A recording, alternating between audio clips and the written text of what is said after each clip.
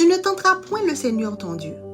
Pour une seconde fois, Jésus utilise l'arme offensive de prédilection, la parole de Dieu, pour envoyer le diable promener.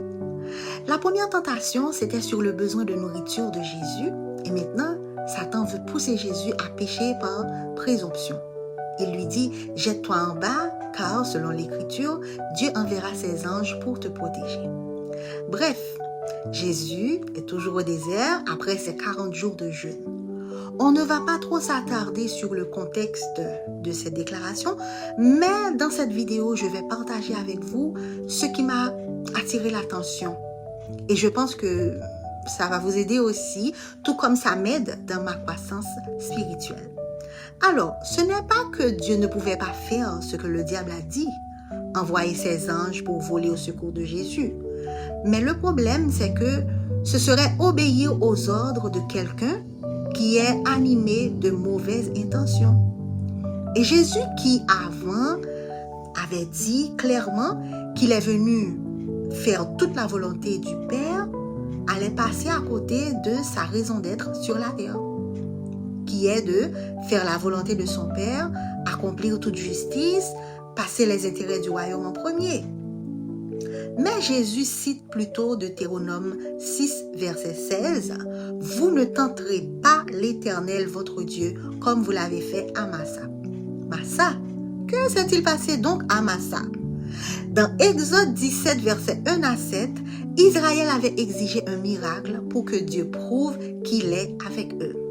Et la motivation derrière cette demande, c'était un manque de confiance. Ils n'avaient pas confiance aux paroles de Dieu. C'est pour ça qu'ils cherchaient à forcer la main de Dieu sans pour autant chercher à lui obéir. Je souhaite aussi dans cette vidéo attirer votre attention sur le mot « tenter ». Le mot « tenter » est synonyme de « éprouver »,« épreuve ». Et la racine grecque, puisque le Nouveau Testament est en grec, c'est le mot ekpeirazo, qui veut dire tester Dieu avec défi, doute ou manipulation. Pousser Dieu à prouver quelque chose, faire exprès de provoquer une intervention divine. C'est aussi agir de manière irresponsable et dire Dieu doit me garder. Éprouver peut aussi avoir un sens positif, mais seulement selon le contexte et qui fait l'action. Donc, en résumé, dans la Bible, ce mot « éprouver » a deux sens. C'est quand Dieu éprouve l'homme. Donc, quand Dieu éprouve l'homme, ça veut dire il teste l'homme pour le purifier, le fortifier, révéler ce qu'il y a de bon en lui. Ce n'est pas pour le faire tomber, mais pour le faire grandir. Et nous avons des exemples dans la Bible. Dieu éprouve Abraham dans Genèse 22, verset 1. Non pas pour le faire tomber, mais pour révéler son cœur. Dieu éprouve les justes. Psaume 11, verset 5. Il teste leur fidélité comme un entraîneur qui fait progresser un athlète. Votre foi est éprouvée plus précieuse que l'or. 1 Pierre 1, verset 7. L'épreuve révèle la valeur de la foi. L'épreuve produit la patience. Jacques 1, verset 2 à 4. C'est des versets que vous pouvez vérifier. Éprouver, comme on l'a dit, peut être négatif aussi quand un homme se met à éprouver Dieu ou un autre homme. Dans ce cas, éprouver veut dire mettre à l'épreuve pour faire tomber, pour accuser, provoquer, piéger ou pousser quelqu'un à prouver quelque chose. On a un exemple, plusieurs exemples. Israël éprouve Dieu. À Massa, dans Exode 17, verset 7, il teste Dieu par incrédulité. Les pharisiens éprouvent Jésus, ils voulaient le faire tomber dans plusieurs pièges.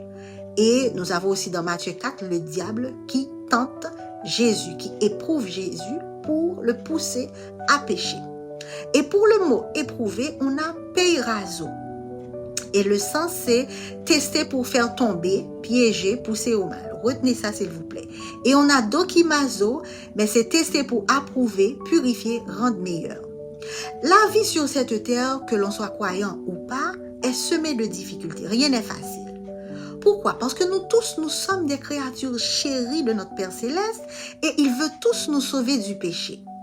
Mais celui qui croit en Dieu aura à coup sûr des épreuves comme Jésus. Mais comment il peut discerner d'où vient l'épreuve dans sa vie?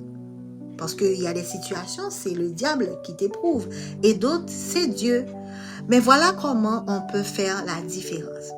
Une épreuve qui vient de Dieu, dokimazo, son but, c'est ton mieux-être, même si c'est douloureux. Elle te rapproche de Dieu, pas l'inverse. Elle travaille ton caractère, pas ton identité. Dieu ne brise pas qui tu es, il développe plutôt qui tu deviens. Tu sens une paix profonde même si tu souffres et le Saint-Esprit te soutient toujours à l'intérieur. Et l'épreuve de Dieu est cohérente avec la parole. Il n'y a rien qui te pousse à pécher. Ta patience est formée, affinée par les difficultés. Et l'objectif de l'épreuve que Dieu t'inflige ou te donne, c'est pour te rapprocher de lui, pour te rendre dépendant de lui. Mais la tentation qui vient du diable, péirazo, elle vise à te faire tomber dans le péché, dans le découragement, le doute, la honte, et elle est vraiment contraire à la parole de Dieu. Elle crée la confusion, la peur, l'agitation et tu n'es jamais en paix. Elle te pousse à réagir impulsivement. Tu es toujours dans l'urgence, dans la panique et elle cherche à détruire la confiance en Dieu. Elle te rappelle, oh Dieu ne t'aime pas, Dieu t'a abandonné, etc. Tout ça c'est pour te faire tomber et pour te séparer de Dieu. Jésus enseigne plutôt que la foi repose sur la confiance, pas sur les tests. On ne manipule pas Dieu. L'obéissance prime sur la recherche du spectaculaire. La parole doit s'interpréter avec toute la parole, pas un verset isolé comme le diable a fait. Et quand tu traverses un désert, tu n'as pas besoin de preuves spectaculaires que Dieu est avec toi. Tout simplement, sa parole te suffit. Je suis avec toi tous les jours. Pas besoin de prendre des décisions à la volée en comptant sur un miracle pour rattraper la situation. Il est là, c'est lui qui l'a dit, il faut croire. C'était tout pour aujourd'hui et à bientôt pour une autre parole puissante et pleine de sens de Jésus. Bye!